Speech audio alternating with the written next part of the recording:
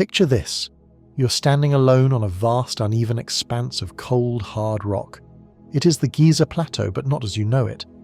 There are no towering monuments here yet, no throngs of people, only the deep, forbidden silence of the deep desert before the first chisel ever strikes. The night air is dropping rapidly in temperature, pulling the heat from the limestone beneath your bare feet. This absolute stillness, this peaceful void beneath a heavy blanket of stars, stands in profound contrast to the decades of agonizing, deafening labor that is about to descend upon this very spot. The silence is about to be fractured, the bedrock scarred, leaving a legacy so heavy it will bend the flow of time itself. But the true story of this place is not found in the golden masks of kings. It is hidden in the slow, hypnotic, almost invisible movements of the night sky.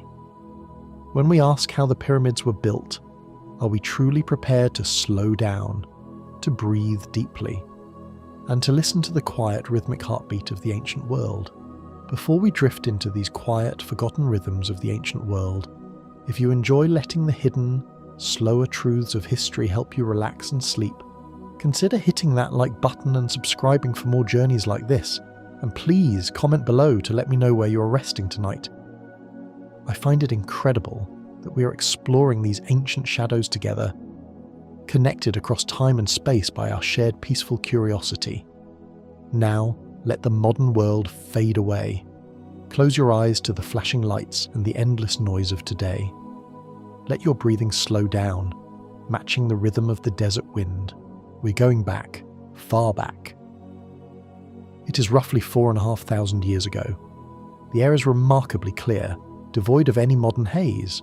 Above you, the night sky is a dome of crushed diamonds, sparkling with an intensity that feels almost heavy. The sand beneath your feet is cooling. As the sun dips far below the horizon, the Sahara exhales, releasing the day's intense heat back into the dark cosmos. You can feel the temperature dropping, a crisp, dry coolness settling over the land. The only sound is the wind, a low, continuous sigh sweeping across the flat, rocky plateau. It whispers over the loose grains of sand, lifting them slightly, rolling them over the solid limestone bedrock, a soft, endless sound. Out of the darkness, figures emerge. They move without haste. There is no urgency tonight, only a deep, profound patience. These are the priests, the astronomers, the first architects of the monumental dream. They walk softly, their woven reed sandals making a gentle, rhythmic crunch, crunch, crunch against the loose gravel. They carry nothing heavy, no massive stones, no great timbers. The very foundation of ancient Egyptian engineering was not loud. It did not begin with the crack of a whip or the groan of a sled. It began in absolute quiet, with nothing more than a piece of string, a weight, and a stick. They find the highest, flattest point on the plateau. A man stops and stands perfectly still. He holds a simple wooden tool called a merket. It is essentially a straight bar with a plumb line hanging from it. He raises it toward the heavens. The lead weight at the end of the string swings gently for a moment, back and forth, cutting through the cool night air before coming to a complete, absolute rest, straight down, pulled by the invisible, undeniable gravity of the earth. He looks past the string, aligning his vision with the stars.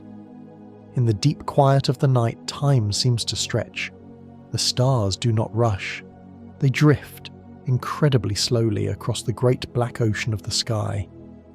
The priest watches the Big Dipper, the constellation they know as the Thigh of the Bull.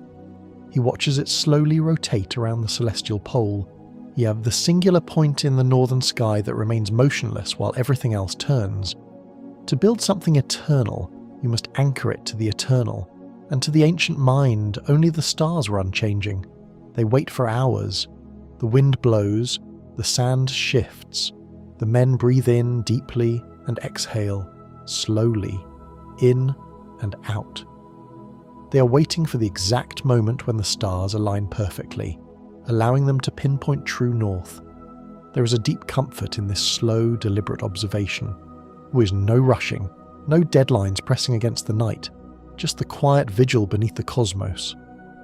Imagine the absolute stillness of standing there, your head tilted back, watching the slow wheel of the universe turning above you. The coolness of the desert night wraps around you like a heavy, comforting blanket. Finally, the moment arrives. The alignment is perfect. A whispered word breaks the silence. Another man kneels on the cold bedrock. He holds a piece of sharpened flint. With a slow, deliberate motion, he presses the stone against the limestone. He drags it. A thin, pale line appears on the dark rock. He does it again. The scratching sound is small, intimate, but it is the first permanent mark on the earth. It is the drawing of the first line. The orientation of the Great Pyramid has been set. This single, quiet scratch in the dark is the blueprint for a mountain. From this line, a perfect square will be drawn, vast and expansive, but for now it is just a mark on the rock. The men pack away their simple tools, the wooden stick, the string, the weight. They turn and walk away, their sandals crunching rhythmically back into the darkness, leaving the plateau to the wind and the stars once more. The night deepens. The silence returns, heavier now, pregnant with the promise of what is to come. The earth rotates. The stars continue their slow, silent journey across the sky. The air grows colder, settling into the deepest chill just before dawn. Slowly, imperceptibly at first, the eastern horizon begins to change. The inky blackness softens into a deep bruised purple. Then, a pale, dusty grey seeps into the sky, revealing the contours of the landscape. The flat expanse of the Giza plateau stretches out, a canvas of pale, raw stone waiting for the morning. The sun, a massive burning disk of deep orange, crests the horizon. Its first rays stretch across the desert floor, long and golden, painting the rocks with a warm, gentle light. You can almost feel the first touch of warmth on your skin chasing away the desert chill. The shadows of small pebbles stretch out infinitely long, moving slightly as the sun climbs higher. With the light comes the realization of the task ahead. The lines drawn in the night map out an area so large it boggles the mind. 13 acres of solid bedrock. But the bedrock is not flat. It is uneven, sloping, scarred by ancient weather. Before a single block of the pyramid can be placed, this entire 13-acre surface must be leveled, sliced down, made perfectly, uniformly flat, and this will not be done with machines. It will be done by hand, by thousands of hands. Before the massive stones arrive, imagine the slow, incredibly tedious process of making the earth flat. The workers carve a vast grid of narrow, shallow trenches into the solid rock. The scratching, chipping sounds begin, a rhythmic tap, tap, tap that echoes across the empty space. They strike the bedrock with harder stones, chipping away small flakes of white dust that catch in the morning breeze. Once the trenches are cut, they bring water. Slowly, they pour water from heavy clay jars into the grid. The water flows sluggishly, dark and cool, filling the channels.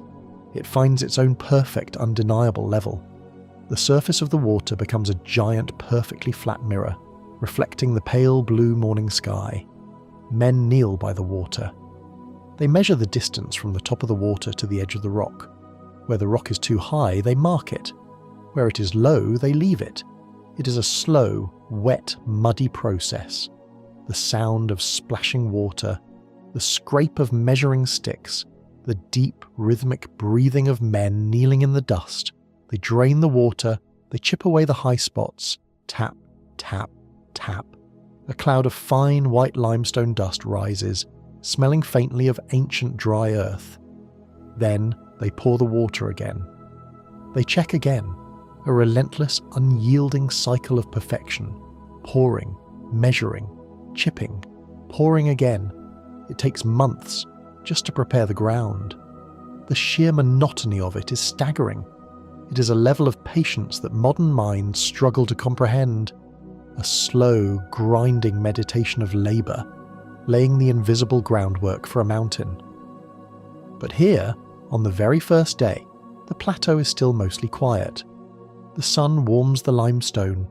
The wind dies down to a gentle breeze. The lines etched into the stone catch the early light. The preparation is complete. The silent night has ended. The great levelling is about to begin. But there is no rush. The day is long, the years are long, the stones are waiting, and as the sun climbs higher, washing the desert in brilliant, blinding light, the monumental patience of the ancient world settles over the sand, a slow, steady rhythm that will soon rock the earth, block by block, stone by stone. To sustain Zastasias, leave the flattened bedrock of Giza behind for a moment. We must cross the slow, wide expanse of the river to find the raw material of eternity. To understand ancient Egyptian engineering, we have to travel to the source of the gleaming white surface that will eventually cover the great monument. We're moving eastward, across the water, toward the Makatam Hills. Here, the earth rises in sheer, imposing cliffs. This is Tura, the legendary quarry of fine white limestone. As the sun climbs higher, the morning mist off the Nile burns away, revealing a wall of stone so purely white it is almost blinding. The heat of the day is already beginning to build, baking the dry earth, sending shimmering waves of distortion rising from the ground. But against the cool face of the deep rock there is a steady rhythmic industry. It is a slow, methodical heartbeat of labour. It is a stone-by-stone history, written in dust and sweat. Long before the massive blocks ever touched the desert sands of Giza. Imagine walking into the quarry. The air here is different. It is thick. It tastes of dry chalk. A fine, powdery white dust coats everything. It settles on the eyelashes of the workers, on their sun-baked shoulders, on the woven linen of their kilts. With every step you take, your sandals sink slightly into a soft carpet of pulverized limestone, muffling your footsteps. The world here is stripped of bright colours, reduced to shades of blinding white, deep shadow, and the copper brown of human skin working under the open sky. Listen to the sound of the quarry. It is not a chaotic noise. It is a hypnotic, repeating drone.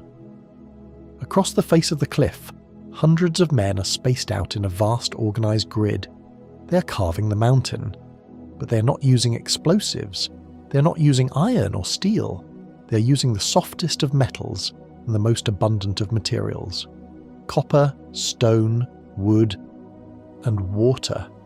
Focus on one man. He kneels before a massive unbroken wall of white stone. In his left hand he holds a chisel made of copper. It is heavy, warm from the sun, and shaped like a thick peg with a flattened end. In his right hand he holds a wooden mallet carved from the dense heartwood of an acacia tree. The mallet is worn, its striking surface indented from thousands upon thousands of blows. He places the edge of the copper chisel against the white limestone. He breathes in a slow, deep pull of the dusty air. He swings the mallet. A dull, rhythmic thud echoes off the cliff face. Thud, thud, thud. With every strike, the copper bites into the stone, bruising it, crushing a tiny groove into the solid rock. A small puff of white dust blooms into the air and slowly drifts down to his feet. He strikes again and again. The sound is steady, unhurried, like the ticking of a very slow, very heavy clock. Thud, thud, thud. It is a deeply repetitive action. There is no rushing this process. If he strikes too hard, the soft copper will bend and blunt instantly. If he strikes too softly, the rock will not yield. He has found the perfect monotonous rhythm, the rhythm of ancient Egyptian engineering. Slowly, agonizingly slowly, a shallow trench begins to form. He's not cutting a block out from behind. He's isolating it by digging a trench all the way around its perimeter. He shifts his knees on the hard ground. He moves the chisel a fraction of an inch. Thud, thud, thud. He pauses to wipe a bead of sweat from his forehead with the back of a dusty hand. The sweat streaks through the white chalk on his skin. After an hour of this steady rhythm, the copper chisel begins to lose its edge. The stone is soft, but it is still stone, and it slowly wears away the metal. The worker does not throw the tool away. He simply places it beside him and picks up another, freshly sharpened chisel from a woven basket. Somewhere in the distance, a fire burns where smiths are constantly reheating and hammering the blunt copper back into shape. The cycle is endless. Hammer, blunt, heat, sharpen, hammer again. The sun moves across the sky, casting deep, sharp shadows that slowly shift their angle against the quarry wall. The heat reaches its peak, a heavy, oppressive blanket that seems to slow time itself. The air is entirely still. The only movement is the rise and fall of the wooden mallets. The only sound is the collective, muffled thudding of copper on stone. It is a sound that lulls the mind, a steady frequency that blocks out the rest of the world. Hours bleed into days. The trenches around the block grow deeper. The worker is now standing inside a narrow channel he has carved into the floor of the quarry, working the copper chisel against the vertical face. The trench is just wide enough for him to fit his body into. He's surrounded by the cool, white stone, isolated in a world of dust and rhythmic striking. Thud, scrape, thud, scrape. He brushes away the loose dust with a bundle of dry palm fronds. The soft shh, shh, shh of the leaves sweeping the rock is a gentle whisper beneath the heavier sounds of the tools. Finally, the block is isolated on 4 sides. It is a perfect rectangle, still attached to the bedrock at its base. It is a massive cube of solid limestone weighing 2.5 tons. Now comes the true test of patience. The worker puts down his copper chisel and his wooden mallet. The striking stops. A new kind of quiet settles over this small section of the quarry. He reaches for a different set of tools, wedges, carved from dry sycamore wood. They're shaped like thick, blunt triangles. He carefully places these wooden wedges into a series of slots he has cut into the very bottom of the deep trench, right where the block meets the bedrock. He takes a heavier, stone hammer. With precise, careful taps. He drives the wooden wedges tightly into the slots. Tap, tap, tap. The wood groans slightly as it is forced into the narrow space, a dry, creaking sound. He checks every wedge, making sure they are perfectly secure, perfectly tight against the stone. Then he waits. Another worker approaches. He carries a large, round clay jar on his shoulder. It is heavy, filled to the brim with water drawn from the distant Nile. The water is cool, dark, and essential. He lowers the jar and tilts it carefully over the trench. A slow, steady stream of water pours from the lip of the jar, splashes gently against the white limestone, turning the dust into a thick, pale paste. The water runs down into the slots, pooling around the dry wooden wedges. Listen to the sound of the water soaking into the thirsty wood. It is a faint, bubbling hiss. The wood, which has been baked dry by the relentless sun, drinks the water greedily. The water carrier moves down the line, pouring a little into each slot, saturating every wooden wedge. When the jar is empty, he walks away. Now there is absolutely nothing left to do but wait. This is the essence of a history-sleep story, the profound, unmoving patience of the past. There is no force applied, no machinery grinding, just the quiet, invisible power of nature doing its work. The sun continues its slow descent. The shadows lengthen, turning the quarry into a landscape of stark contrasts. Inside the narrow slots, the water penetrates deep into the cellular structure of the dry sycamore. As the wood absorbs the moisture, it begins to swell. It expands. It pushes outward with an unimaginable silent pressure. You cannot see it moving. You cannot hear it happening. But the force is building steadily, relentlessly, deep inside the rock. The wood is pushing against the limestone with thousands of pounds of pressure per square inch. The workers sit in the shade of a rock overhang, eating a simple meal of bread and onions, their eyes closed, resting in the dusty heat. They are simply letting time and physics do the heavy lifting. Hours pass. The sky begins to turn a soft, dusty pink. The air cools just a fraction. And then, it happens. It is not a loud explosion. It is not a violent shattering. It is a deep, low, a subterranean vibration that you feel in the soles of your feet before you hear it. A heavy muffled crack, the sound of the earth itself letting go. The swelling wood has finally overcome the immense tensile strength of the limestone. A dark, jagged fracture appears at the base of the block, running perfectly from wedge to wedge. The 2.5-ton block of pure white stone shudders slightly, shifting a millimetre, and then settles. It is completely severed from the mountain. It is no longer part of the earth. It has become a building block. The workers do not cheer. They do not rush forward. They slowly stand up, brushing the white dust from their kilts. They walk over to the newly freed stone. They inspect the clean break. It is perfect. The rhythm of the quarry continues around them. The steady thud of copper, the scraping of stone, the soft whisper of palm fronds. Tomorrow they will bring the heavy wooden levers. They will pry this massive stone away from its resting place, inch by agonizing inch, and begin the long, slow process of moving massive stones toward the river. But for today, the work on this single block is done. The dust settles around its base. The setting sun paints its rough-hewn sides in shades of gold and deep violet. It sits in heavy, absolute stillness, a silent testament to the monumental patience of a world that moved at the speed of hand-carved stone. The blinding white glare of the Tura quarry finally softens. The relentless heat of the afternoon slowly releases its grip on the crushed limestone. The dust begins to settle. We are leaving the mountain behind. Follow the deep parallel grooves worn into the rocky path, tracking the slow, agonizing descent of the 2.5-ton block toward the valley floor.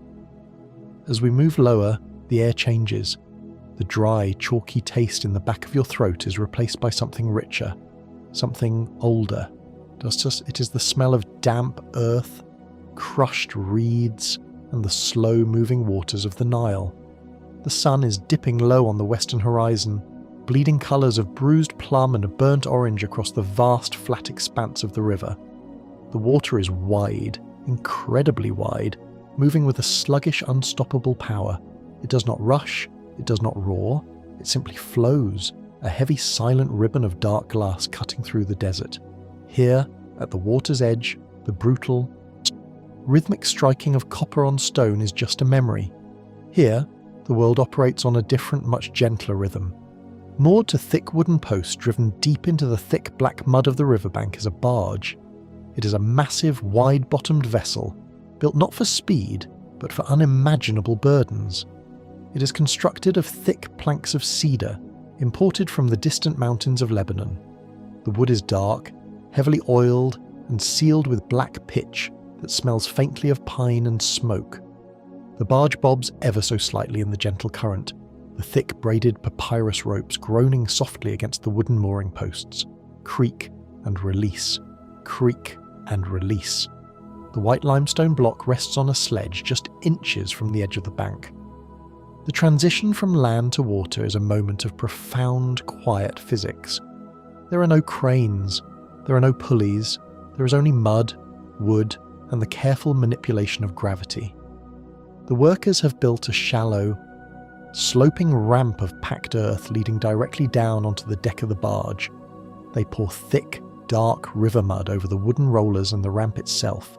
The mud is slick, wet, and perfectly smooth. It is nature's lubricant. The men take up their positions on the thick ropes attached to the sledge, but they do not pull with violent force.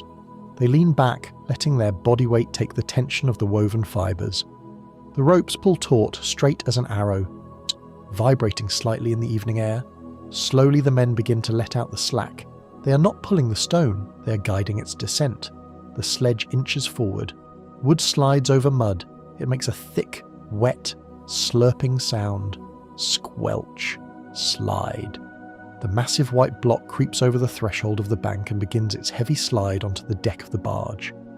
As the front of the sledge meets the cedar deck, the entire barge reacts. The thick wooden hull groans a deep, resonant note. It is the sound of a sleeping giant taking a slow, heavy breath. The boat dips down into the water, displacing hundreds of gallons of the dark Nile in a slow, outward ripple. The water rushes up the sides of the hull with a soft, shushing sound. The men ease the ropes further. The block slides perfectly into the centre of the deck, finding its exact centre of gravity. The barge settles deep into the water, heavy, stable, and perfectly balanced. The thick ropes are untied from the sledge and drop onto the wooden deck with a soft, heavy thud. The loading is complete. The heavy labour is done. Now, the river will do the work. A worker steps onto the muddy bank and unwraps the thick mooring rope from the wooden post. He tosses the heavy coil onto the deck. Another man uses a long, smooth pole made of palm wood to gently push the barge away from the soft mud of the bank. The water gurgles around the pole with a slow, almost imperceptible shift. The barge separates from the land. The current catches the heavy wooden hull. It is a subtle embrace. You cannot feel the acceleration. You only know you are moving because the muddy bank begins to slowly slide backwards into the gathering twilight. The barge turns gently, aligning itself with the slow, northward flow of the eternal river. This is where the true quiet begins. As the barge drifts, this journey becomes a calming history sleep story. Arket, a moment of profound peace between the hard labour of the earth and the heavy lifting of the desert. The men on the boat sit down on the smooth cedar planks. They fold their legs. They rest their calloused hands in their laps. There is nothing left to push, nothing left to strike. They simply watch the water. The night air is cool and deeply refreshing. It sweeps over the dark water, carrying the scent of blooming lotus flowers from the shallow marshes. Above, the sky transitions from deep purple to absolute inky black. The stars emerge, not one by one, but in vast, sweeping clouds of diamond dust. The Milky Way stretches across the dome of the sky, a pale, glowing river of light mirroring the dark river below. Listen to the water. The Nile is not entirely silent. It speaks in a language of soft, repeating textures. As the heavy barge drifts, the water laps gently against the thick, pitched wood of the hull. Lap, lap, lap. It is a rhythmic, hypnotic sound, like a mother patting a child to sleep. The small waves roll along the side of the boat, a continuous soothing whisper in the dark. At the rear of the barge, a single man stands holding a massive steering oar. It is a long, heavy piece of wood that dips deep into the black water. He does not row. He merely makes tiny, occasional adjustments to keep the barge centered in the slow current. When he moves the oar, the wood turns in its leather binding with a low, satisfying creak. Creak. Swish! The blade of the oar slices cleanly through the water, leaving a trail of tiny, glowing bubbles in its wake. On the deck, the massive 2.5-ton block of white limestone sits completely motionless. It is a pale ghost in the starlight. The stone that was violently struck from the mountain, the stone that weighs as much as a small herd of elephants, is now effectively weightless. It is cradled by the water, suspended in the gentle buoyancy of the Nile. The harsh, sharp edges of the stone seem to soften in the dark. It is resting. The world on either side of the river fades away into shadows. Tall, feathery papyrus reeds line the banks, swaying slowly in the night breeze. They rustle against each other with a dry, papery whisper. Shh. Sometimes the low, deep croak of a bullfrog echoes across the water, a solitary note in the vast silence. It is answered by another, far away, and then the quiet returns deeper than before. The barge drifts on. There is no sense of speed, no sense of rushing toward a destination. Time slows down on the water. A minute stretches into an hour. The rhythmic lapping of the water, the occasional creak of the steering oar, the soft breathing of the resting men. These sounds weave together into a heavy, warm blanket of sound. It covers you. It pulls the tension from your shoulders. It slows the beating of your heart. The stars reflect on the smooth, black surface of the river. When you look down over the edge of the boat, it feels as though you're floating through the cosmos itself, suspended between the stars above and the stars below. The heavy barge rocks, ever so gently, from side to side. A sway of just an inch or two, left and right, left and right. It is a pendulum marking the slow passage of ancient time. As the night deepens, a faint warm breeze begins to blow from the south. The men slowly stand up. With quiet, practiced movements, they untie the bundles of thick woven linen that rest at the base of the single tall mast. They pull on the papyrus ropes. The ropes slide smoothly through wooden loops, vibrating with a low hum. The great square sail catches the wind.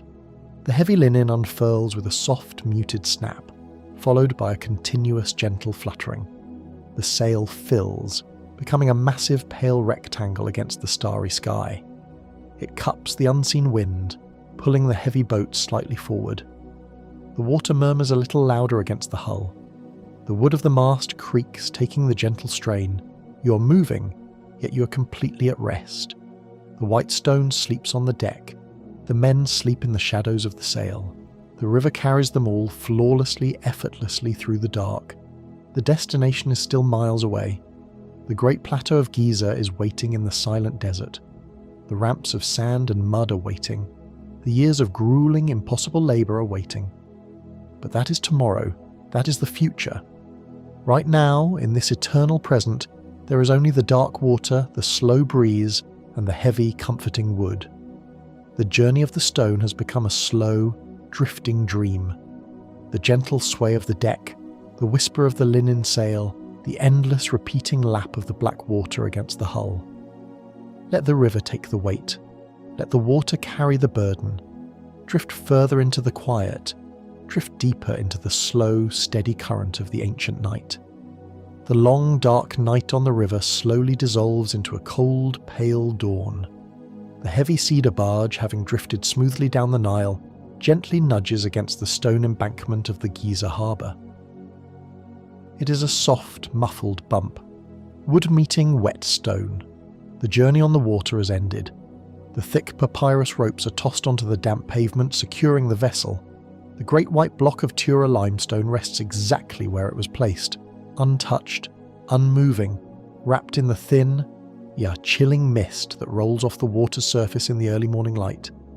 The air here is distinctly colder than the deep desert. It holds the moisture of the river, a heavy, damp blanket that settles over the harbour. The sky above transitions from a bruised purple to a soft, hazy blue. There is no sun yet, only the quiet, diffuse light of the approaching day. The silence of the drifting barge is about to be replaced, not by the chaotic noise of a modern construction site, but by a very different kind of sound. A sound built on the slow, deliberate rhythm of moving massive stones. It is a symphony of friction, of tension, and of synchronized human breath. Before the sun can crest the horizon to warm the chilled earth, the workers assemble. They emerge from the shadows in complete silence, a vast, organized force of men wrapped in woven linen cloaks to ward off the morning cold. They move with a slow, practiced purpose. There is no rushing. Here, rushing leads to mistakes, and mistakes with a 2.5-ton block of solid rock are fatal. Everything here operates on a timeline measured not in hours, but in inches. The first task is to transition the stone from the wooden deck of the barge back onto the earth. But this earth is not the hard, flat bedrock of the plateau. Between the harbour and the base of the Great Pyramid lies a sweeping expanse of desert sand. Sand is soft, it shifts, it yields under pressure. If you were to drop a heavy sledge directly onto dry sand and attempt to pull it, the front of the wooden runners would immediately dig in. They would plough the sand forward, building a massive mound of a loose earth in front of the sledge until the resistance became mathematically impossible to overcome. This is the great challenge.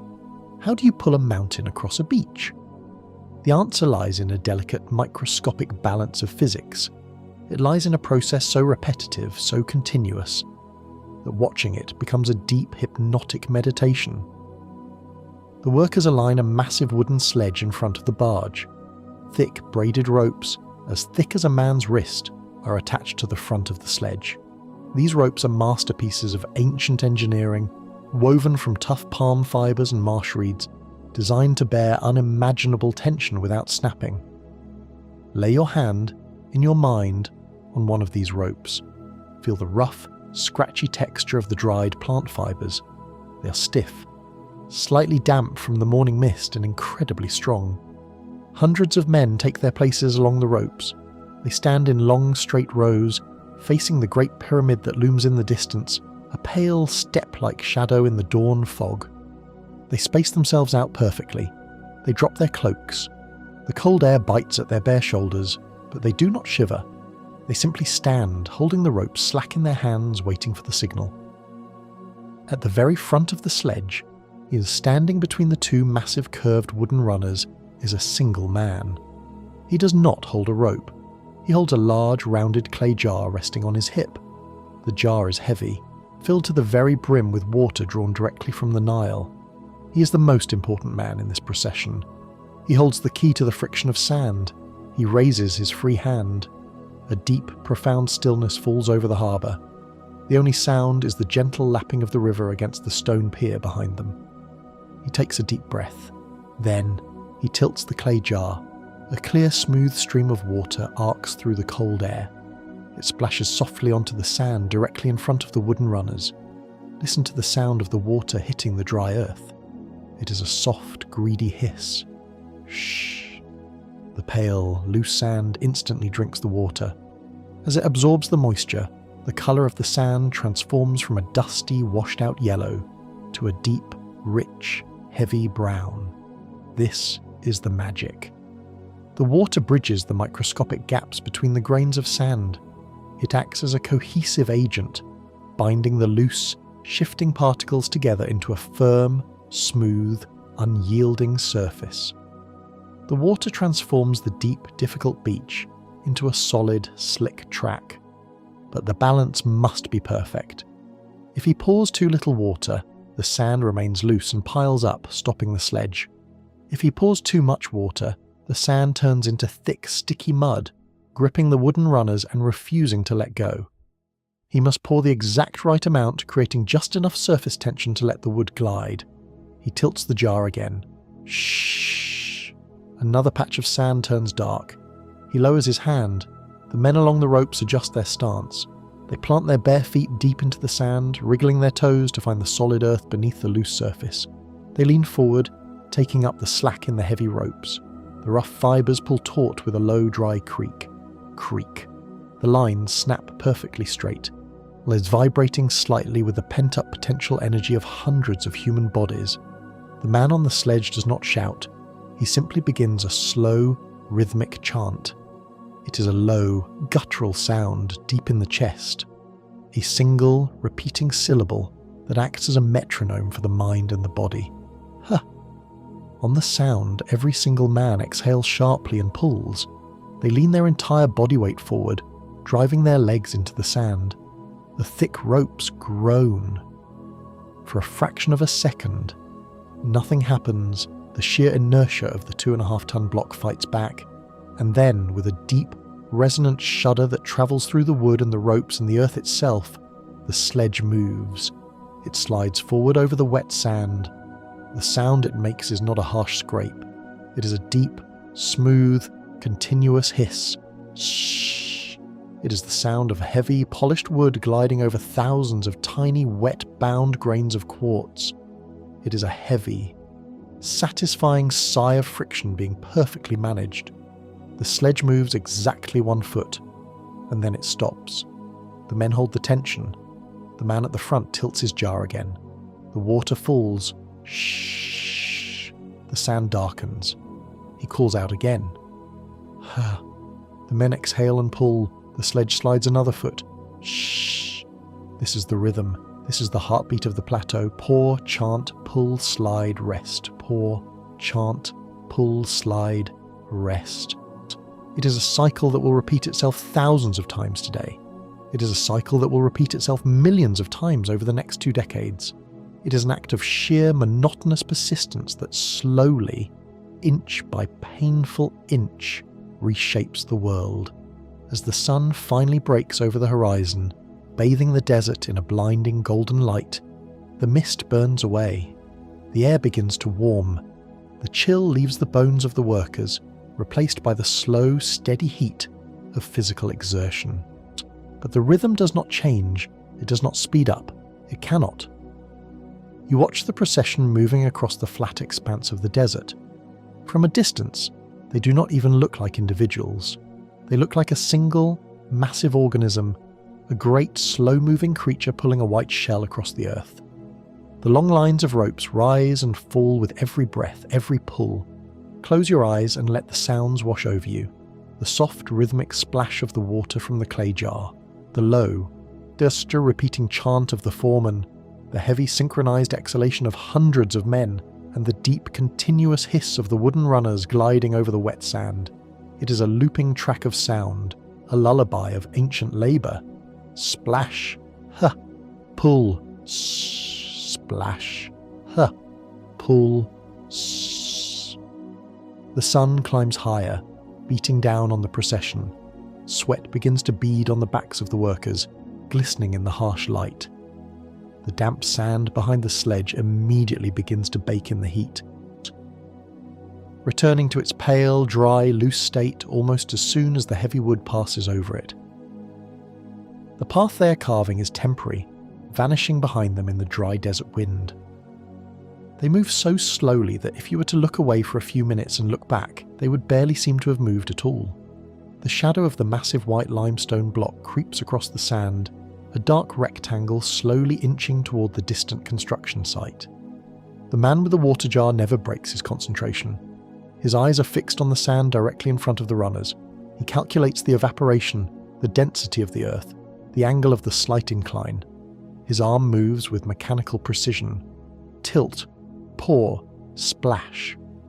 The rope handlers fall into a deep meditative trance. The burning in their legs and shoulders fades into a dull, accepted warmth. Their minds detach from the physical strain, carried away by the endless repetition. They do not think about the destination.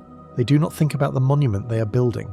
They only think about the next breath, the next pull, the next slide of the wood over the wet earth. This is how the impossible is achieved, not with sudden bursts of frantic energy, but with the slow, terrifying, unstoppable force of repetitive motion. It is the patience of the dripping water that hollows out the stone. It is the patience of the ancient world, Adiyam, dragging the weight of eternity across a beach, one single slippery inch at a time. Let the rhythm sink into your own breathing. As the sledge slides forward, draw a deep, slow breath in. Shh. As the men rest and the water pours, let the breath slowly out. The heavy block of Tura limestone is moving. The sun is warm, the sand is damp. The journey is long, but there is no hurry. There is only the endless, comforting repetition of the task at hand. The slow, a heavy drag of history across the silent desert floor. The flat, sprawling journey across the desert floor eventually meets an immovable obstacle. The horizon line, once an unbroken stretch of pale blue sky meeting yellow sand, is now violently interrupted. A mountain is rising from the plateau. It is not yet smooth. It is a staggering stepped pyramid of golden brown limestone, heavy and imposing, anchoring the earth itself. The 2.5-ton block of Tura limestone we have followed from the deep quiet of the quarry has reached the base of the monument.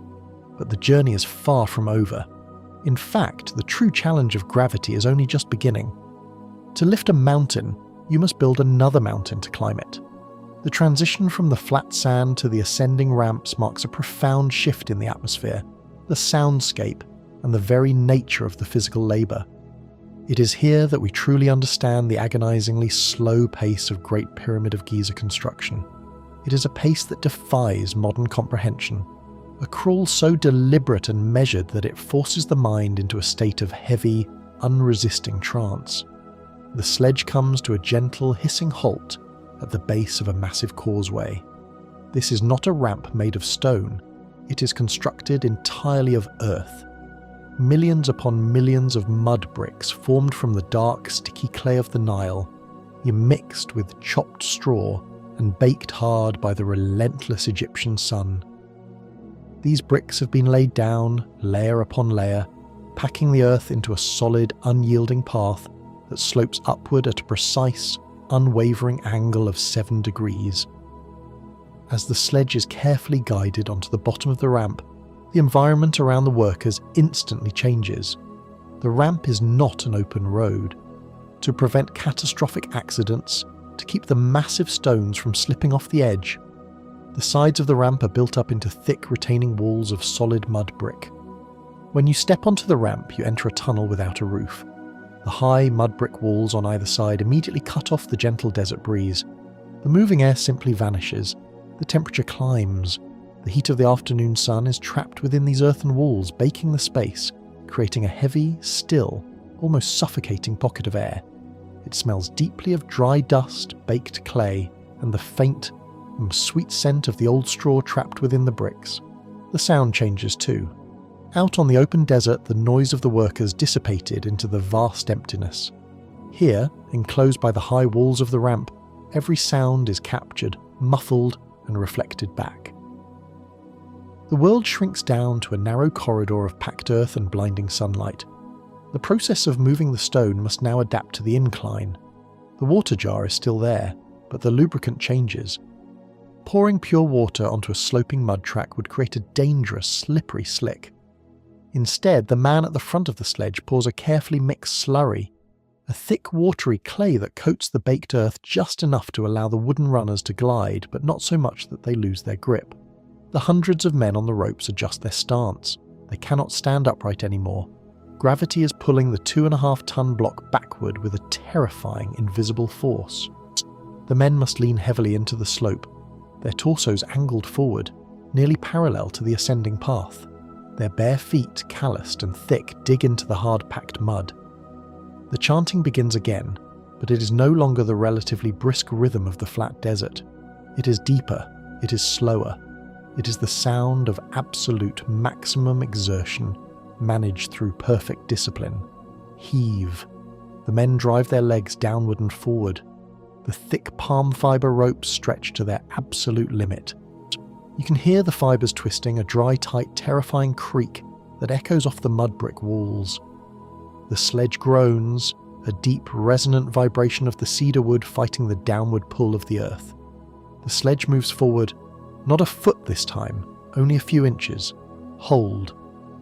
The chant commands them to stop, but stopping on an incline is infinitely harder than pulling. The men lock their legs, they hold the tension. The ropes vibrate like the plucked strings of a giant ancient instrument. If they were to relax for even a fraction of a second, the block would slide backward, crushing everything in its path. To prevent this, a new group of men springs into action at the rear of the sledge. They carry massive, thick levers carved from the dense heartwood of acacia trees. As the sledge inches forward and the call to hold rings out, these men instantly jam the heavy wooden poles under the back edge of the sledge. They shove thick, all but wedge-shaped blocks of wood directly behind the curved runners. Clack. The sound is sharp, solid, and deeply reassuring. Wood wedged against wood, biting into the hard mud of the ramp. The men on the levers throw their entire body weight onto the ends of the poles, forcing the sledge upward just a millimetre, taking the immense backward pressure off the ropes. The men on the ropes can finally exhale, their chests heaving, their lungs dragging in the hot, dusty air of the corridor. This is the agonising, hypnotic loop of the ascent. Slurry is poured, a thick, wet smack against the dry earth. Heave! The ropes creak, tightening to the breaking point. The bare feet grind into the mud. The sledge grinds forward, sliding 3 inches up the incline. Hold. The wooden wedges are slammed into place. Clack. The levers are engaged. The heavy breathing of hundreds of men echoes off the narrow walls. It takes hours to move the stone a distance you could walk in a minute. The sun beats down into the narrow enclosed space. Dust motes dance slowly in the shafts of brilliant light. The air grows incredibly thick. The sweat drips from the chins of the workers, falling onto the dry mud of the ramp, darkening it in tiny circular patches before instantly evaporating in the heat. There is no view here. The high walls block the horizon, block the river, block the vast desert. There is only the dusty earth beneath their feet, the blinding white stone behind them, and the patch of blue sky directly overhead. It creates a profound sense of isolation.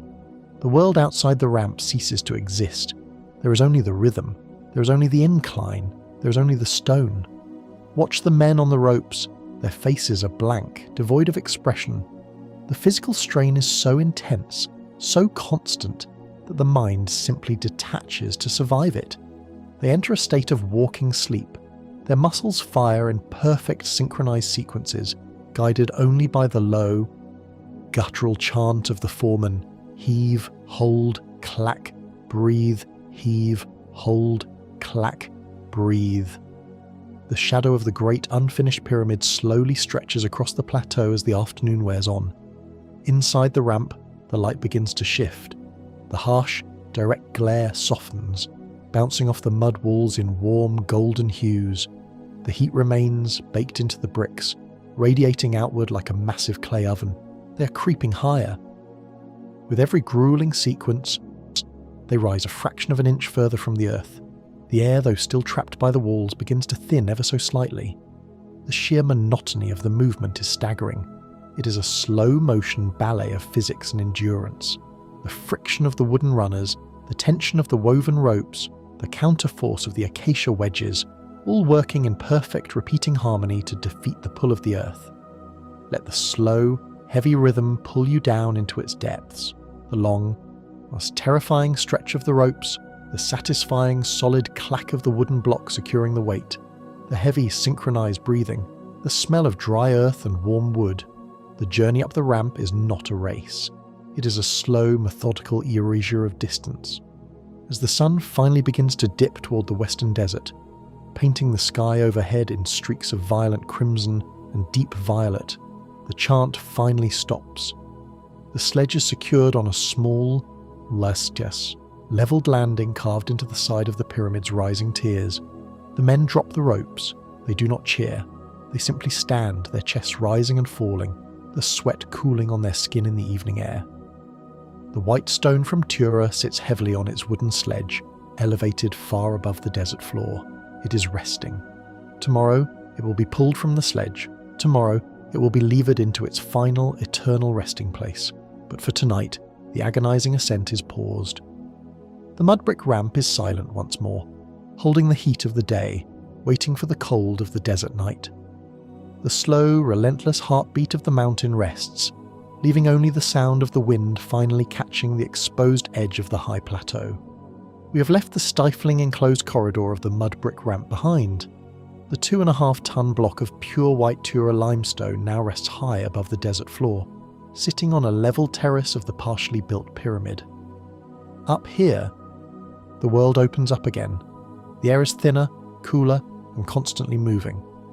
A steady, gentle breeze blows in from the north, carrying the faint, distant scent of the Mediterranean Sea across the vast delta, cutting through the dry heat of the Egyptian afternoon. The heavy, agonizing labor of dragging the stone against gravity has paused. The hundreds of men who hauled the sledge have retreated down the ramp, their heavy breathing fading into the distance. Now. A different kind of quiet settles over the stone. It is not the absolute silence of the deep desert night, but a focused, intimate stillness. The chaotic energy of moving the mass is replaced by the profound, microscopic patience of the master craftsman. Here on the high terrace, the raw, battered block must be transformed. It must be shaped with such terrifying precision that when it is finally pushed against its neighbour, not even a single strand of human hair could slide between them. To achieve this, the builders do not rely on brute force. They rely on the slow, hypnotic repetition of tiny actions. If you were to watch this process from afar, day after day, year after year, it might seem like a boring history for sleep. There are no sudden movements, no great dramatic events, just a steady looping track of uneventful labour, a slow grinding down of matter. But within this monotony lies the true secret of the monument's eternal survival. A single man steps up to the rough, white face of the limestone block. He is a master mason. He works alone, enveloped in a profound bubble of concentration. He carries no heavy ropes, no large levers. His tools fit comfortably in the palms of his calloused hands. He kneels before the stone. The limestone radiates a gentle warmth, having absorbed the morning sun. First, he must find the imperfections, the invisible hills and valleys on the surface of the rock. He takes 3 wooden rods, perfectly straight and equal in length. He places 2 of them on opposite edges of the stone's surface. A thin, tight string is stretched between them. He takes the 3rd rod, dipping its tip into a small clay bowl filled with red ochre paint mixed with water. He slides this painted rod slowly beneath the tight string, moving it across the surface of the stone. Where the stone is too high, the rod catches. The red paint leaves a small, bright crimson mark on the stark white limestone. He repeats this process, sliding the rod, marking the high spots, mapping the microscopic topography of the rock. It is a quiet, deliberate dance of geometry. The soft scrape of wood on stone, the gentle snap of the string. When the surface is mapped, marked with dozens of tiny red dots, the carving begins. He does not reach for a chisel right away. He reaches into a woven leather bag and pulls out a ball of dolerite. Dolerite is a deeply black, incredibly dense volcanic rock, much harder than the white limestone. And the ball is about the size of a large grapefruit, heavy and perfectly rounded from years of use. It fits into the cup of his two hands like a heavy dark moon. He raises the heavy black stone and brings it down onto one of the red marks. Thud. The sound is thick and blunt. It does not ring. It is a heavy, crushing impact. The hard dolerite shatters the crystalline structure of the softer limestone directly beneath it. A small puff of white dust explodes outward.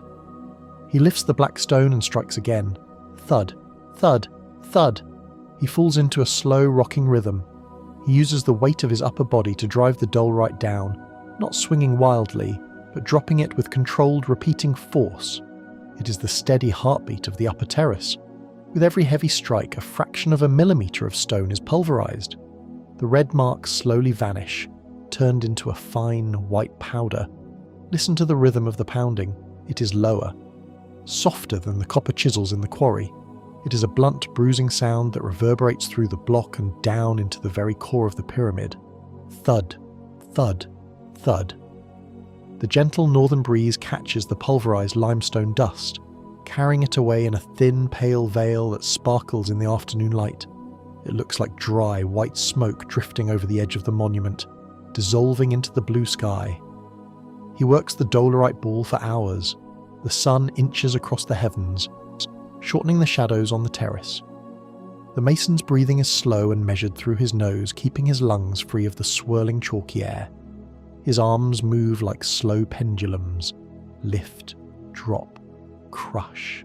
Lift, drop, crush. The surface of the stone slowly flattens, the rough peaks worn down into a smooth, even plane. When the bulk of the excess material has been bruised away by the black stone, he sets the heavy dolerite aside. He brushes the surface clean with a bundle of soft palm fibres. The sweeping makes a soft, rhythmic sound, clearing the white canvas for the final, delicate stage. Now he reaches for the copper. He picks up a small, finely crafted copper chisel, much thinner and sharper than the heavy tools used in the quarry. In his other hand, he holds a small, light wooden mallet. He moves to the very edge of the block, where the limestone must meet its neighbour in an absolutely perfect razor-sharp seam. He positions the edge of the soft copper against the stone. He taps the chisel with the wooden mallet. Tink. The sound is completely different now. It is a high, bright, metallic note. It is the sound of absolute precision. Tink, tink, tink. He is no longer bruising the stone, he's shaving it. He's removing layers of rock thinner than a dried leaf. Because the copper is so soft, he cannot strike hard. If he does, the blade will fold instantly. He must tap lightly, letting the sharp edge peel away the microscopic grains of limestone. It is a sound that lulls the mind into a state of deep, undisturbed peace. The high, clean tink of the mallet on the chisel, followed by the soft, sandy scrape of the blade sliding through the stone. Tink, scrape, tink, scrape. Every few minutes the copper edge dulls. He pauses, putting down the mallet. He takes a piece of coarse sandstone from his pouch. He spits lightly onto the sandstone and begins to rub the flat edge of the copper chisel against it. Scrape, scrape, scrape. The friction warms the metal. He works the edge until it is sharp again, wiping it clean on his linen kilt. Then he returns to the block. Tink, tink, tink. This is the mechanics of eternity. A man sitting cross-legged on a mountain of stone, tapping a soft piece of metal against a rock, slowly erasing the imperfections of the world. The sheer volume of time required to finish just one side of one block is staggering. He will sit there until the sun sets, until the light is too dim to see the edge of the blade, and the next day he will return and do it again. As the afternoon fades into early evening, the light turns a rich liquid gold. It bathes the white limestone in a warm, glowing hue. The northern breeze dies down, leaving the air completely still. The dust settles on the mason's skin, turning him into a living statue, an extension of the monument itself. He runs his bare hand over the edge he has just cut. His fingertips, incredibly sensitive from years of this work, feel for any slight wave, any tiny bump. The stone feels cool, dense, and perfectly unnervingly smooth. It feels like polished glass. He takes his wooden square, placing it against the corner. He leans down, bringing his eye level with the edge. Looking for even a sliver of daylight between the wood and the stone. There is none. The angle is a perfect, flawless 90 degrees. The work on this face is done. He slowly gathers his tools, the wooden rods, the string, the red paint, the heavy black dolerite ball, the soft copper chisel. He places them carefully back into his leather bag. The rhythmic sounds of the high terrace, the thud, the tink, the scrape, finally cease. The silence that rushes in to fill the void is heavy and profound. The great block of Tura limestone sits perfectly prepared, its edges sharp enough to cut, its surface smooth enough to reflect the fading light. It is ready to be pushed into the dark interior of the monument, where it will sit in absolute silence, untouched by wind or light, for thousands of years. The craftsman stands up, stretches his weary back, and walks slowly toward the descending ramp, leaving the perfect stone to wait for the deep, quiet night. The white block of Tura limestone is perfectly prepared. Its faces are flat, its edges are sharp, and its surface is as smooth as ancient glass. It sits on the high, breezy terrace of the monument, catching the late afternoon sun. But its journey is not yet over. A stone, no matter how perfectly carved, is entirely useless if it remains alone. It must be joined with the others. It must surrender its individuality to become part of the great silent mass of the pyramid. The transition from a solitary, sun-drenched block to a buried, eternal piece of the core is a moment of profound, quiet physics.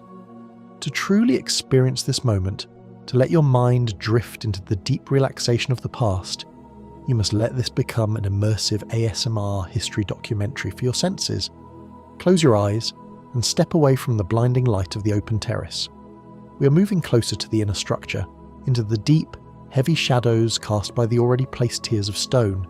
Now, as you step into the shadow, the temperature immediately drops. The harsh, burning heat of the sun is replaced by a cool, dense air that smells of ancient, crushed minerals and damp earth. Before the stone can be moved into its final resting place, the bed must be prepared. The foundation where this massive block will sit for the rest of human history cannot be dry. If they simply pushed dry stone against dry stone, the friction would be catastrophic. The edges would chip, the block would bind, and the perfect alignment would be lost. They need a cushion, they need a lubricant, they need mortar. But this is not the thick grey concrete of the modern world.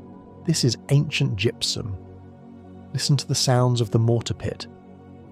In the cool shade, a worker kneels beside a shallow wooden trough. Inside the trough is a mound of pure white gypsum powder, created by baking and crushing local stone. It looks like coarse flour. The worker reaches for a heavy clay jug filled with water drawn from the Nile. He tilts the jug. A clear, thick stream of water pours down into the centre of the white powder. The sound is highly distinct. It is a dry, thirsty hiss as the microscopic particles of gypsum instantly absorb the moisture. The water darkens the powder, turning it from blinding white to a soft, pale grey. The worker sets the jug aside and picks up a thick, smooth wooden paddle. He plunges the paddle into the wet centre of the mound and begins to stir. This is a heavy, deliberate motion. The sound is incredibly satisfying, a deep, thick, wet, sloshing. Shlook, shlook, shlook. He pulls the dry powder from the edges into the wet centre, folding the heavy paste over onto itself. The resistance of the gypsum increases as it absorbs the water. It becomes a thick, sticky slurry, the consistency of heavy cream. The wooden paddle scrapes against the bottom of the trough with a dull, hollow thud, followed by the wet squelch of the mortar being turned. Thud, squelch, thud, squelch. It is a slow, rhythmic, hypnotic sound. The smell of the wet gypsum is earthy, slightly sweet, and deeply grounding. When the mortar is perfectly smooth, free of any dry lumps, a second worker approaches carrying a wide, shallow bowl woven from tough palm leaves. He scoops the heavy wet paste into the bowl. The mortar slops into the basket with a thick, heavy splat. He carries the bowl over to the precise spot where the new block will be placed. The surface here is the top of the stone tier below. It is flat, dry, and baked warm by the ambient heat. The worker tilts the woven bowl. The wet gypsum mortar pours out slowly, a thick grey ribbon folding onto the dry white stone. It lands with a soft, wet smack. He takes a small wooden trowel, its edges worn smooth by years of use. He presses the flat of the trowel against the mound of wet mortar and begins to spread it. The sound changes completely. It is a soft, wet, sliding whisper. Schlick, schlick. He pushes the paste outward, spreading it into a perfectly even thin layer across the entire receiving bed. The wet mortar fills every microscopic pore, every tiny scratch in the stone below, creating a slick, flawless, liquid cushion. The bed is ready. The cool, wet mortar waits for the immense weight of the stone. Now the 2.5-ton block must be moved. It is resting just a few feet away on its wooden sledge. The men do not use ropes for this final, delicate maneuver. Ropes are too imprecise, too clumsy for the final millimetre of alignment. Instead, they rely on leverage and the slick, wet surface of the fresh mortar. Heavy acacia wood levers, thick as a man's thigh, are wedged beneath the back edge of the block. Several men throw their weight onto the ends of the levers. The wood groans, a deep, terrifying note taking the immense strain. Slowly, the massive block tips forward. It slides off the back of the wooden sledge and its leading edge touches the wet mortar. The sound is sudden and deeply comforting. It is the sound of heavy suction. The dry, smooth underside of the white limestone meets the wet, thick gypsum paste. The water in the mortar acts as an absolute perfect lubricant. The men on the levers push forward. The block begins to move. It does not scrape. It does not grind. It glides. The sound of 2.5 tons of solid rock sliding over a bed of wet mortar is a deep, continuous, heavy hiss. Sss. It is a sound of immense weight being perfectly controlled, perfectly suspended on a layer of liquid stone. The men guide the block toward its neighbour.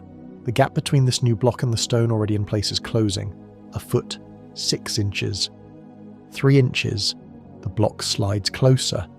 As the vertical faces of the two stones approach each other, the air between them is violently squeezed out.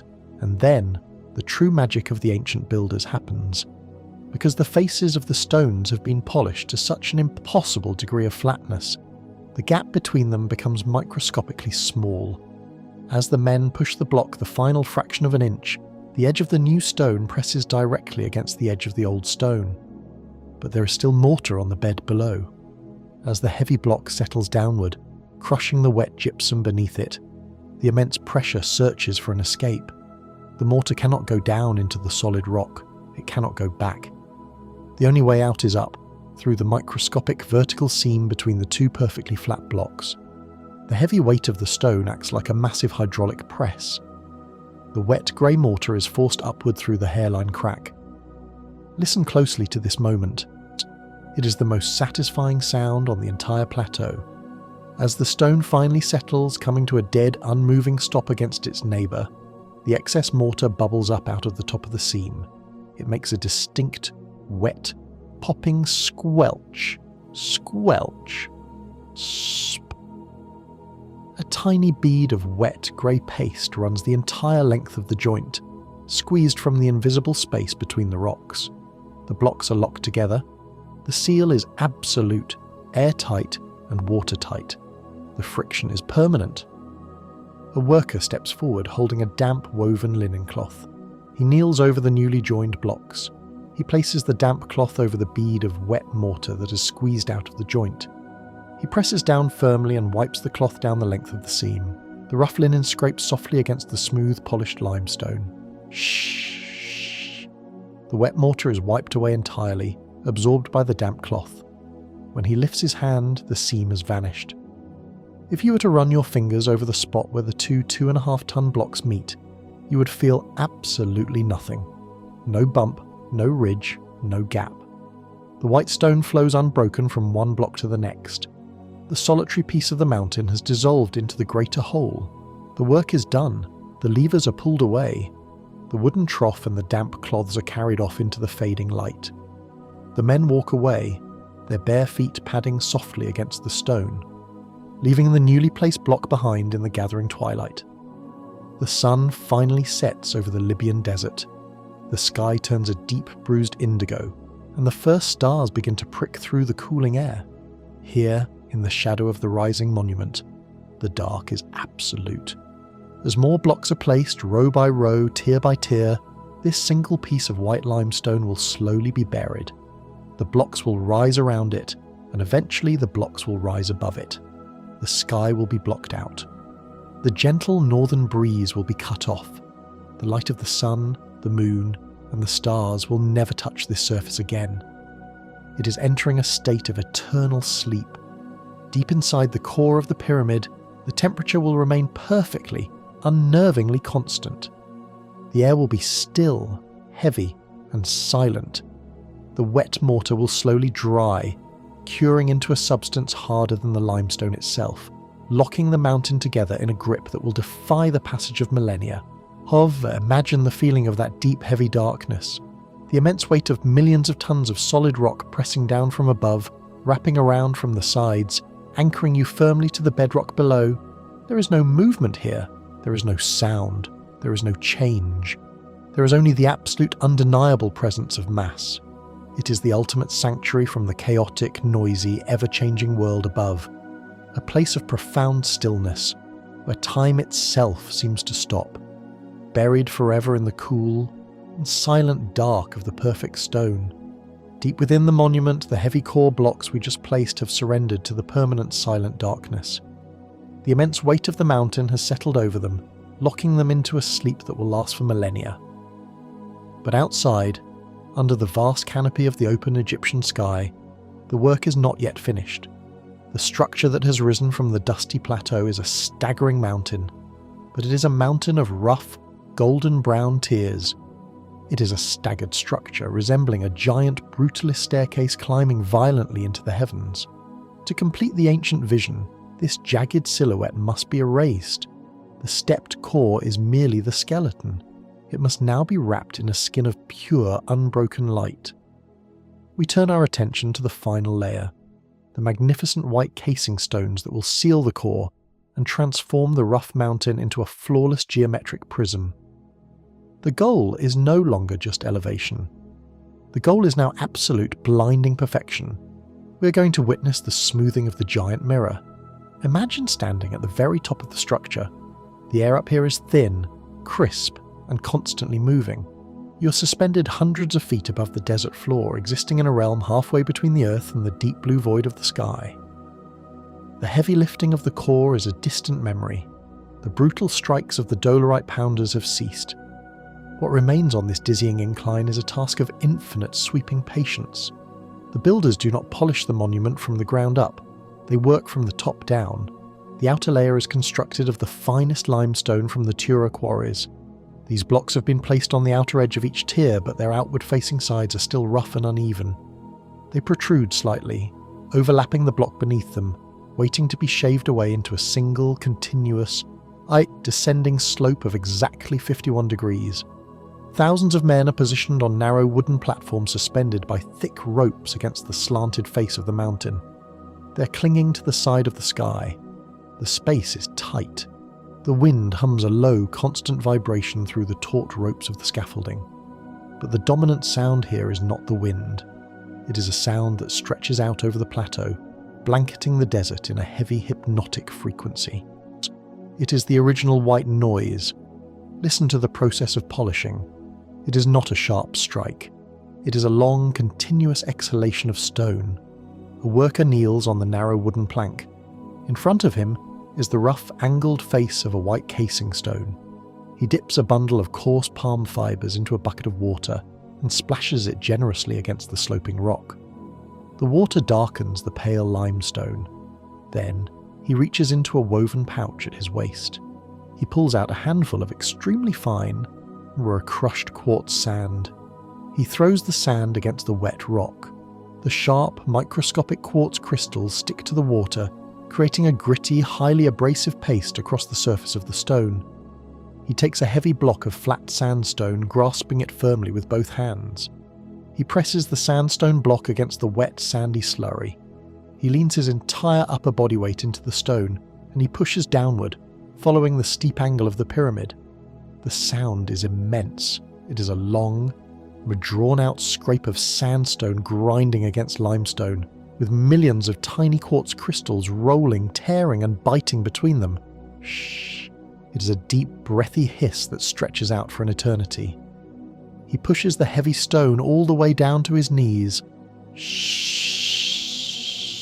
Then he pulls it back up, slightly lighter on the return, and he pushes again. Shh. When hundreds of men perform this exact sweeping action simultaneously across the massive face of the pyramid, the individual sounds blur together. The distinct scrapes merge into a single roaring whisper that hangs in the air. It sounds exactly like the ocean. It is a steady, eternal wave crashing against a shore of solid rock, forever retreating, forever returning. A continuous tide of human motion slowly eroding the imperfections of the physical world.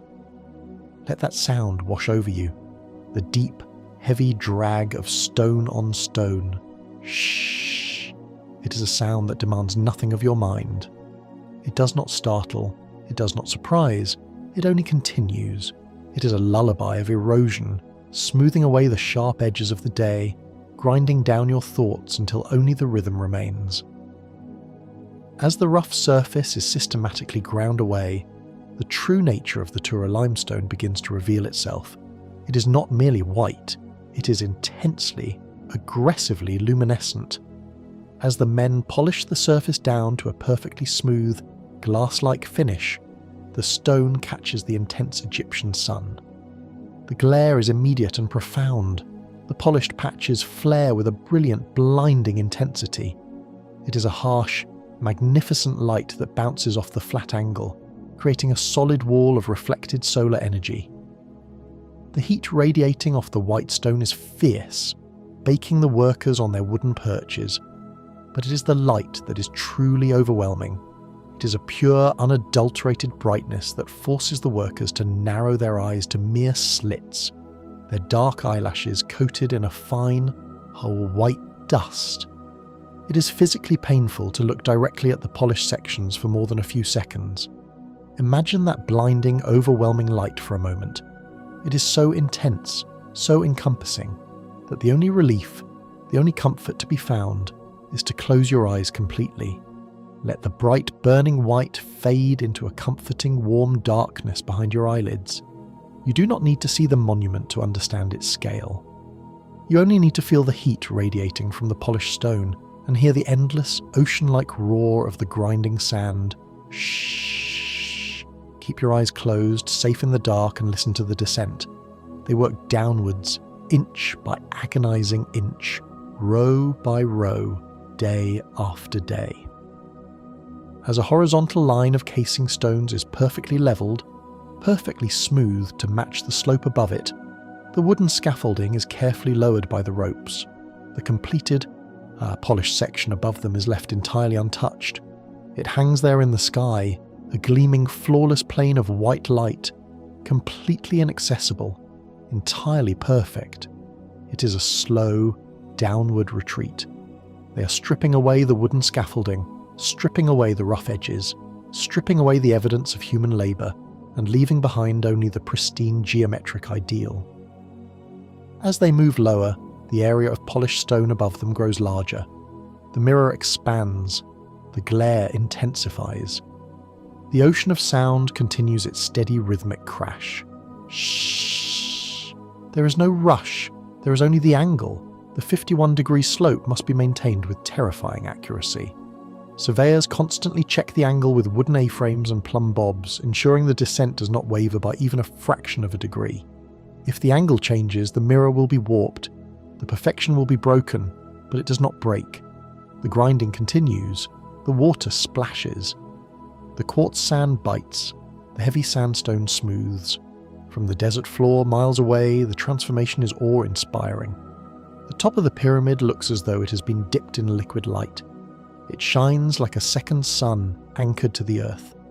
The contrast between the smooth, blinding white peak and the rough, shadowed, stepped tiers below is stark. Slowly, over years, that line of brilliant white creeps downward, swallowing the rough edges, erasing the steps, descending like a slow curtain of light over the plateau. You're safe behind your closed eyes. The heat of the reflected sun warms your skin. The air smells of wet dust and crushed quartz. The endless sweeping motion of the heavy stones lulls your breathing into a slow, matching rhythm. Shh, breathe in. Shh, breathe out. The rough, chaotic world of the quarry, the heavy, agonizing pull of the massive sledge, the dark and damp claustrophobia of the core. All of it is hidden away beneath this flawless, polished skin. The monument is finally taking its ultimate, eternal shape. Not as a pile of individual rocks, but as a single, unified entity. A smooth, silent surface designed to deflect the wind, to shed the rain, and to reflect the eternal light of the cosmos back into the heavens. Listen to the sweep. Feel the smooth surface emerging beneath the heavy stone. The giant mirror is forming. One breath, one scrape, just one perfectly polished inch at a time. Let the sound carry you down the slope, away from the light, deeper into the quiet, heavy comfort of the ancient rhythm. We have climbed to the absolute limit of the earth, the vast, flat expanse of the desert floor, where thousands of men once dragged massive weights across wet sand, is now nearly 500 feet below us. Up here, at the very apex of the monument, the air is remarkably thin, incredibly clear, and perfectly cool. The thick, whole dusty heat of the plateau does not reach this high. We are standing on a tiny, flat square of white stone, surrounded on all four sides by a terrifying, unbroken plunge of smooth, polished limestone. The giant mirror falls away beneath us, reflecting the deep blue of the sky so perfectly that it feels as though we are floating on a raft of stone in the middle of the atmosphere. The heavy, rhythmic thudding of the dolerite pounders is gone.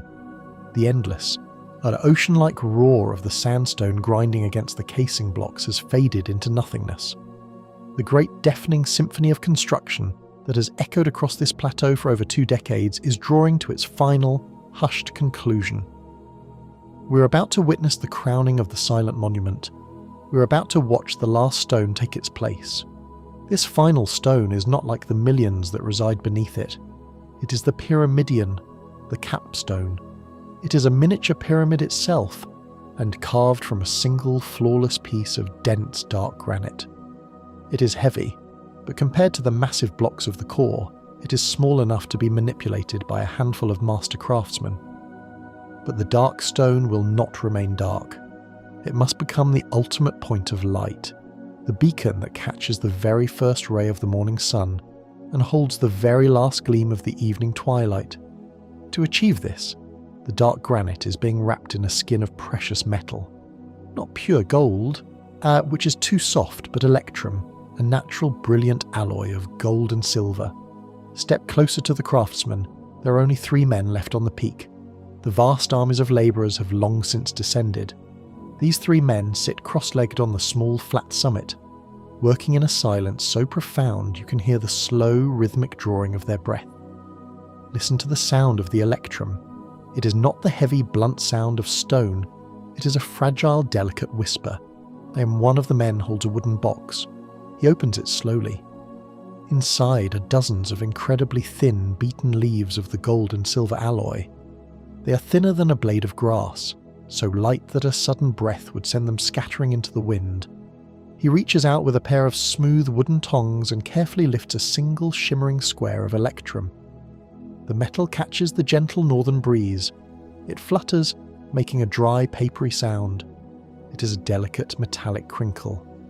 like the sound of dry autumn leaves sliding across a stone path, but infinitely richer. Crinkle, crinkle. He lays the thin sheet of electrum against the dark, polished surface of the granite capstone.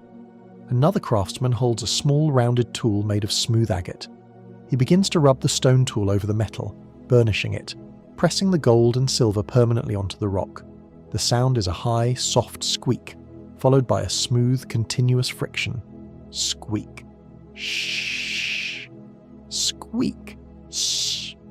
He rubs the metal until it is completely flat, completely seamless, mirroring the surface below it. It is a deeply soothing, repetitive motion. The crinkle of the foil, the soft application, the smooth, sweeping burnish. They work their way around the four sides of the small capstone, sheet by sheet, crinkle by crinkle.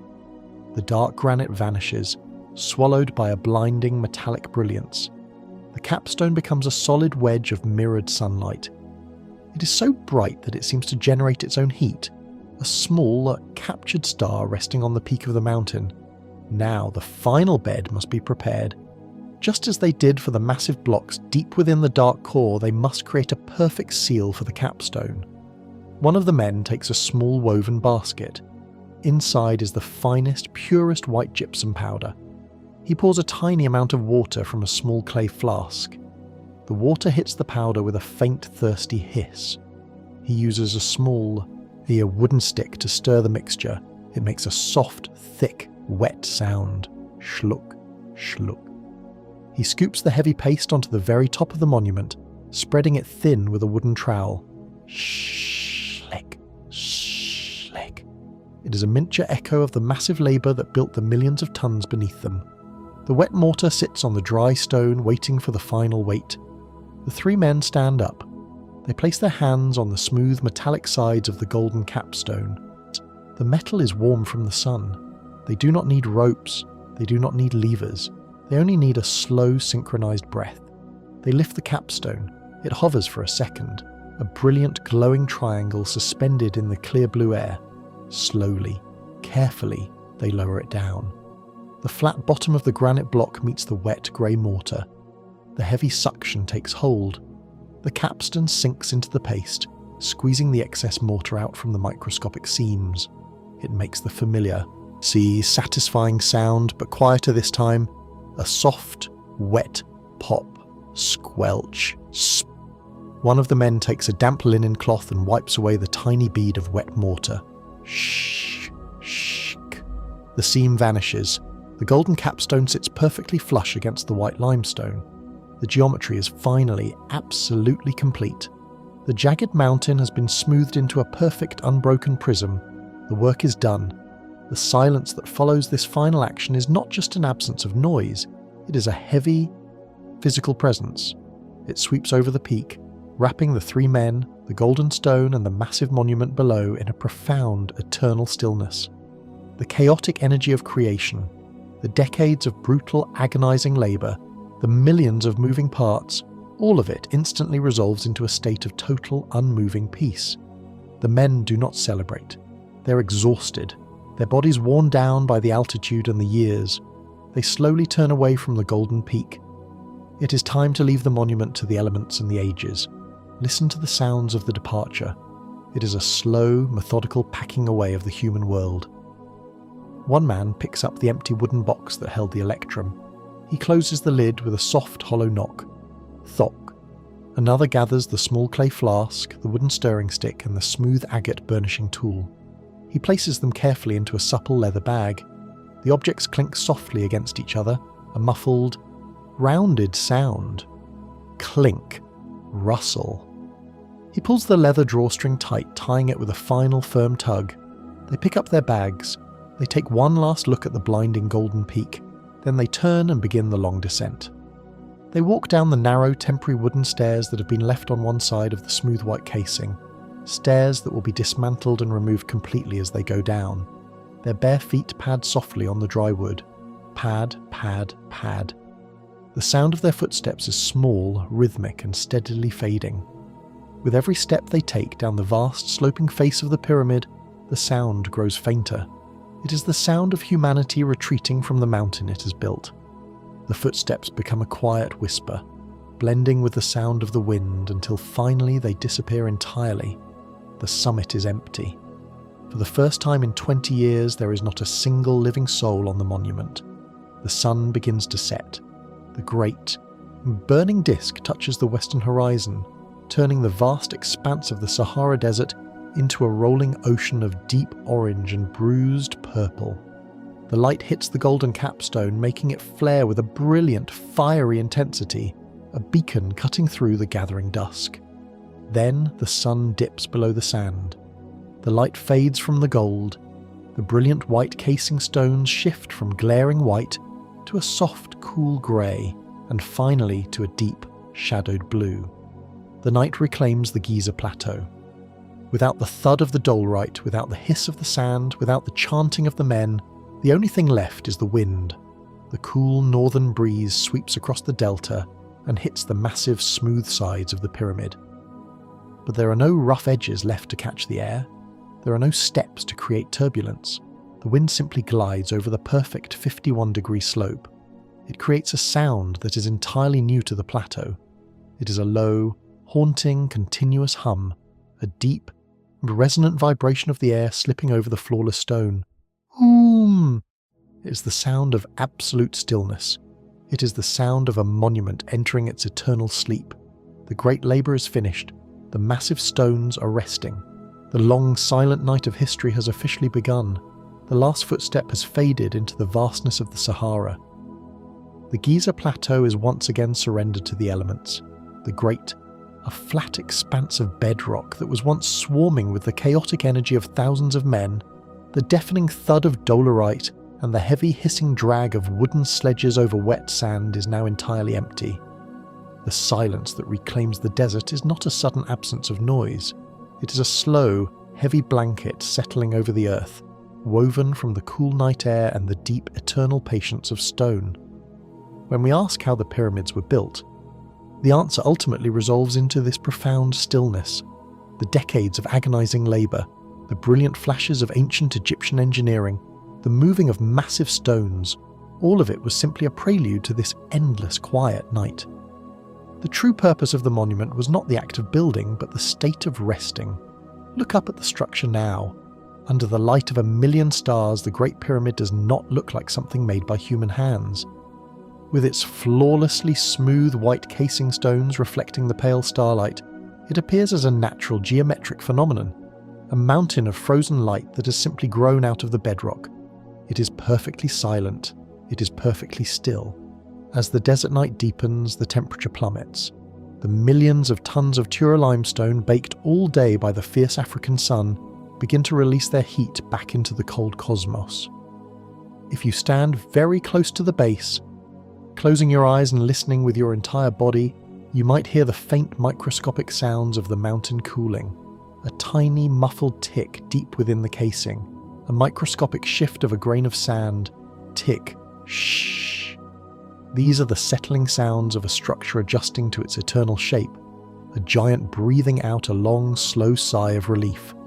Inside, beneath the smooth white surface, beneath the golden capstone, just deep within the staggering mass of the core blocks we watch slide into place, there is a darkness so absolute it cannot be measured. The pharaoh rests in the centre of the mountain, surrounded by a silence so heavy it is almost a physical substance. The temperature inside the burial chamber will never fluctuate, the air will never move, the chaos of the living world, the flooding of the Nile, the changing of the seasons, the rise and fall of empires, will never penetrate those walls. It is the ultimate sanctuary. It is a perfect, unending sleep. Outside, the wind begins to blow. It is the same gentle northern breeze that cooled the masons on the high terraces, but now there are no men to feel it. The wind sweeps across the vast delta, carrying the faint scent of water and reeds, and brushes against the smooth, slanted face of the monument. Because the surface is so perfectly polished, the wind finds no purchase. It simply glides upward, rushing toward the golden peak, creating that low, continuous, resonant hum.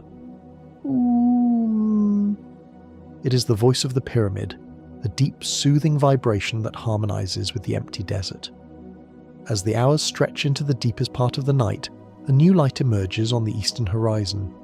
It is not the burning, blinding sun that baked the quarry, but the soft, silver glow of the moon.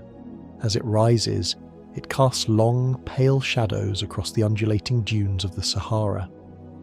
When the moonlight touches the Great Pyramid, the monument undergoes a final, breathtaking transformation. The white casing stones, which glared so fiercely during the day, now absorb the gentle lunar light. The pyramid glows with a soft, ethereal luminescence, looking like a massive pale beacon anchored in a sea of dark sand.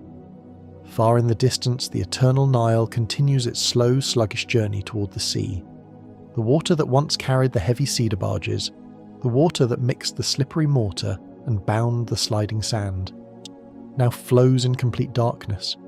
It whispers against the muddy banks, a soft, wet murmur that echoes the breathing of the sleeping earth. Lap, lap, lap.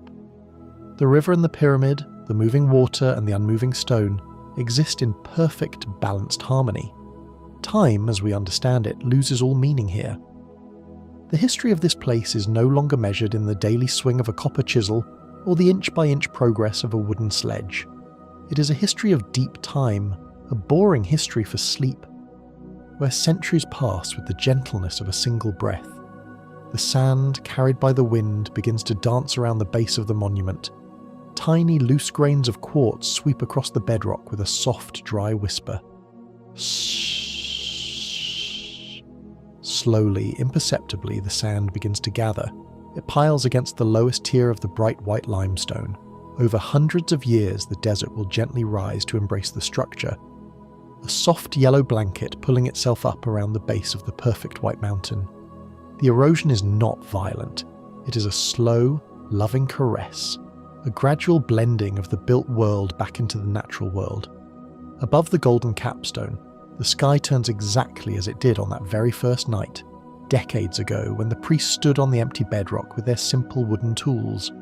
The Big Dipper, the constellation of the thigh of the bull, and he slowly rotates around the fixed point of the northern celestial pole.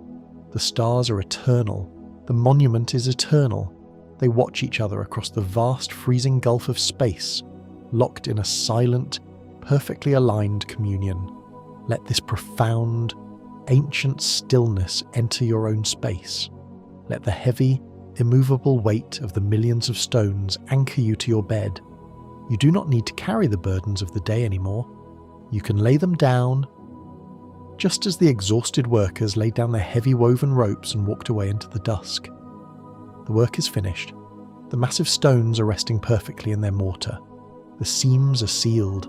The giant mirror is reflecting the quiet light of the stars. Feel the cool, clean air of the deep desert in your lungs. Breathe in slowly, drawing the stillness into your body, and breathe out, releasing the tension, letting it drift away like fine white dust on the night breeze. There is nothing left to build. There is nothing left to move. There is only the slow, comforting hum of the wind over smooth stone. As the ancient world sleeps beneath the eternal stars, allow yourself to drift into that same deep, undisturbed rest. The Great Pyramid stands guard over the silence, a testament to patience, a monument to peace. If this journey into the quiet rhythms of the past has helped you find your own peace tonight, please gently tap the like button. And make sure you're subscribed so we can explore more of history's most relaxing secrets together. Leave a soft comment below if you're still awake, or let this video simply fade into the quiet background of your dreams. Sleep well, the desert is waiting, the stars are turning and the silent mountain rests.